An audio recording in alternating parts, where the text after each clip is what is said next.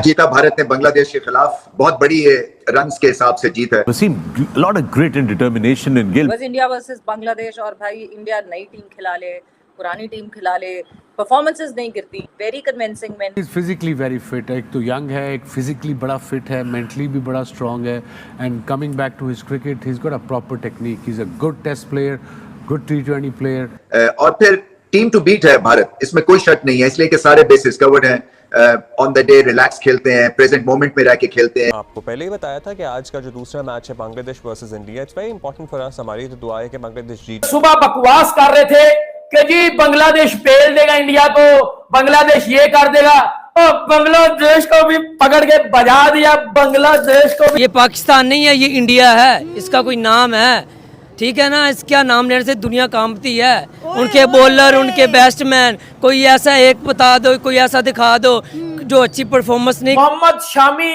ने बता दिया कि वो बड़े मैच, वो बड़े टूर्नामेंट का बॉलर है। मोहम्मद शामी जहां 2023 का वर्ल्ड कप छोड़ के गया था, आज उसने चैंपियंस ट्रॉफी वहीं से शुरू की है। इंडिया में वर्ल्ड कप हुआ था 2023 में, उसमें Shami was the highest wicket taker in the tournament, 24 wickets. मतलब पहले मैच में अगला पंजा खड़का गया, पहले मैच में अगला पंजा खड़का गया। इसको बताओ ना, अब बताओ ना मेरे लंगड़े को, मेरे हेलो हेलो बोल के मेरे आजू बाजू डोल के दोस्तों, इन्होंने ना सारा स्टैंडर्ड ऐसे नहीं करते, ऐसे नहीं करते हैं। बैठ रहे होते हैं, गिल्ली की अब बारी थी कि उसने भी ऑपोजिशंस की पतलूने गीली करना शुरू कर दी। इसके अलावा और भी खबरें हैं। पाकिस्तान की तरफ से एक ब्रेकिंग न्यूज आप लोगों को पता तो चली गई होगी, उसके बारे में ही बात करेंगे कि फखर जमान अब बाकी का चैंपियंस ट्रॉफी नहीं खेलेंगे, वो इंजर हो चुके हैं और उनकी जगह आ रहे हैं इमाम। तो खैर इन सब चीजों के बारे में आज की इस एपिसोड के अंदर हम बात करेंगे, तो चलो।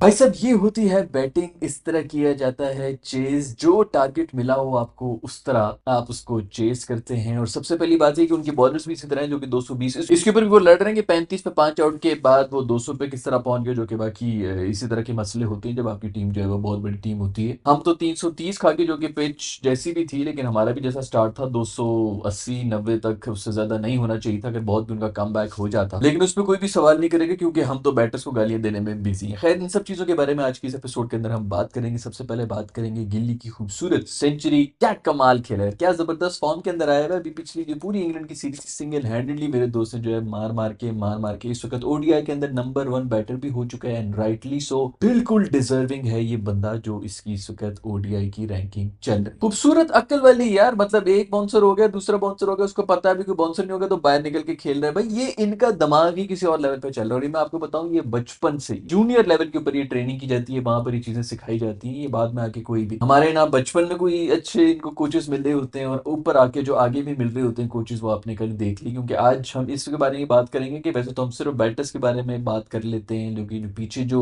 मैनेजमेंट बैठ के जो हमारे प्लान्स बना रही होती है कि इस तरह चेस करना है, तूने एंकर करना है, आसपास के लोगों ने सारे रन बनाने, और उधर वहां पे जब हालात बिगड़ गए और प्लान नहीं आपका एग्जीक्यूट हो रहा तो प्लान बी भी होना चाहिए, लेकिन वो डिसीजन लेने वाला भी कोई नहीं है हमारे पास। खैर इंडिया और बांग्लादेश का मैच था, इंडिया बहुत ही वन साइडेड जीत गया है। और मैंने अपने दोस्त को ये कहा था शुरू में, जब इनके 35 के ऊपर 5 एक आउट हुए हुए थे बांग्लादेश वालों के, तो मैंने कहा यार ये ना इंडिया के लिए बुरा है। उसने कहा वो कैसे दोस्त? तो मैंने कहा वो ऐसे दोस्त कि इनको जो है वो बैटिंग ही नहीं मिलेगी। अगर इन्होंने को 70-80 का इनको टारगेट दे दिया भी, तो सीधा सीधा जो है इंडिया तो बनी दुबई में लास्ट टाइम कब खेला था, 2-3 साल पहले वो खेला होगा। तो वो प्रैक्टिस जितनी मर्जी आप कर लें, मैच प्रैक्टिस एक और चीज होती है। पिच के अंदर कंडीशन जब आपने पूरे के पूरे वो गेम करनी होती है ना, कि अच्छा मैंने 10 ओवर प्लान करने हैं, लाइट्स के अंदर बॉल क्या कर रही है और दोपहर के वक्त बॉल क्या कर रही है, तो ये सब चीजें तभी होंगी जब पूरा मैच आपका होता है। तो ये बांग्लादेश ने अगर 70-80 रन इनको टारगेट दे दिया तो इनको नुकसान है उल्टा। उसके बाद एंड में बांग्लादेश ने ऐसा जबरदस्त 220-30 का टारगेट दिया जो बिल्कुल परफेक्ट है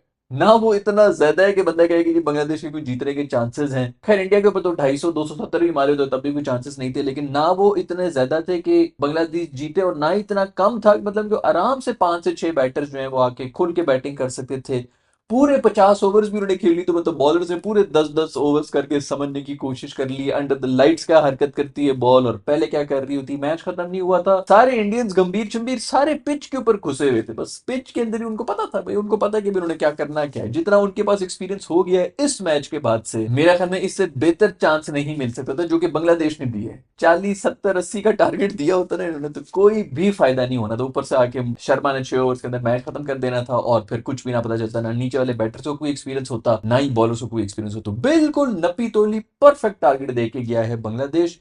इंडिया इस वक्त पूरी तरह से कंडीशन से मानूस हो चुका है, बिल्कुल प्रिपेयर हो चुका है। और मैं लिख के देने को तैयार हूं कि हमारे वाले जो अभी तक इसी चीज के ऊपर रो रहे होंगे कि भाई ओपन कौन करेगा, सऊद शकील करेगा कि इमाम को कराएंगे, हमारे उन मसलों का हम तो इस वक्त इन मसलों में पड़े हुए कि रिव्यू किस तरह लेना है। खैर भाई गिल्ली ने मार दिए इनके हर मैच के अंदर।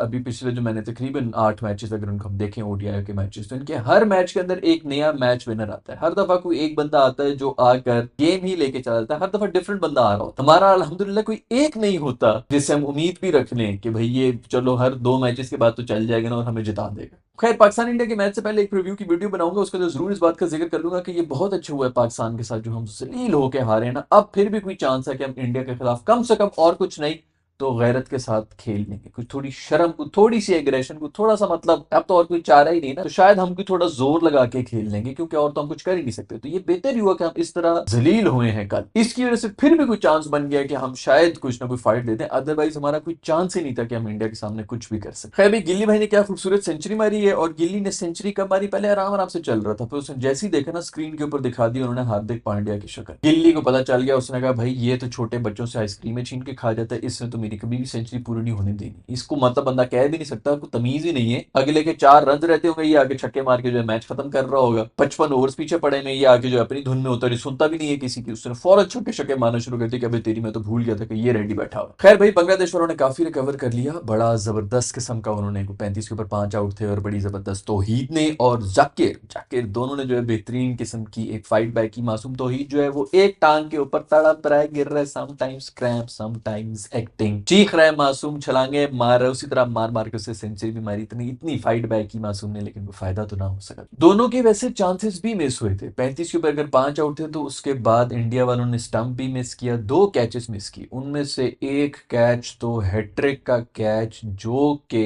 अक्षर पटेल, हैट्रिक बॉल एज निकल गई, स्लिप में खड़ा है मेरा दोस्त कोचू, सीधा पेट धुन्नी के ऊपर बॉल जा रही है, यूं पकड़ना था और उससे ड्रॉप हो गया। Oh my God, normal drop चल जाता है दोस्त, लेकिन इस किस्म का ड्रॉप हैट्रिक बॉल के ऊपर, बेचारा बाद में माफिया ही मांगा था, पीट रहा था भाई, ग्राउंड को पीट रहा था मेरा दोस्त कोचू, इतना मारा है नीचे से कच्चू कुएं गुलेरियां वो सब बाहर निकल के आ गए। यार तो पहले तुम लोग इतना शोर मचाया, पता नहीं क्या कोई हल्ला गुला मचाया, क्रिकेट शिकेट ये वो गाने लगाए में, ऊपर से जो है थप्पड़ मार मार के नीचे जलजला भी आ रहे हो, आराम से सोने भी नहीं देते, सारे कीड़े मकोड़े बाहर निकल के आ गए। उन्होंने उससे भी माफी मांगी मेरे दोस्त शर्मा ने, लेकिन अभी यार अक्षर बेचारे के मासूम की मजबूरी चेक करो कि कैच ड्रॉप भी किया तो किसने किया है, मेरे दोस्त कोचू कप्तान ने कर दी। कप्तान को बंदा गाली भी नहीं दे सकता, जिस तरह वो पी के बैठा हुआ है ना, अभी वो जाएगा किसी दोस्त को कहेगा दोस्त गाड़ी निकालो मुझे जरा दूर ना सहराओं में ले जाओ दुबई के, उन सहराओं में जाके मेरा दोस्त ऐसा चीखे मारेगा ना, वहां पर जो गालियां देगा, खूब ऊंची ऊंची गालियां देगा। खैर भाई शर्मा और गिल की जो ओपनिंग थी उसको देखे रश्क आ गया यार, मतलब इन्होंने 220